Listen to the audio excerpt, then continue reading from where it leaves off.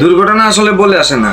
যাদের গ্রামে বাড়ি, অনেক জায়গায় আছে মানে ধান ক্ষেত, তারপরে বিভিন্ন জায়গায় নলকূপ বসায়, কিন্তু অসচেতনতার কারণে এই দুর্ঘটনাগুলো হয়। আপনারা এই গর্তগুলো বন্ধ করে রাখবেন, যাতে যত কষ্টই হোক না কেন, কারণ ছোট বাচ্চা তার বুঝবে না। আপনারা গর্তগুলো একটা কিছু দিয়ে ঢাকা দিয়ে রাখবেন, যাতে মানুষ এরকম বিপদে কখনো না পড়ে। একটা ছেলে সন্তানের প্রতি মা বাবার যে আদর মায়া মমতা থাকে, এটা কখনো মানে যার আছে সে বুঝে, যার নাই সেও বুঝে। সো আপনারা খেয়াল রাখবেন, বাচ্চাদের প্রতি খেয়াল রাখবেন, নিজেদের প্রতি খেয়াল রাখবেন। এসব দুর্ঘটনা থেকে নিজেকে, নিজের পরিবার এবং ছেলে মেয়েদেরকে সাবধান করে রাখবেন।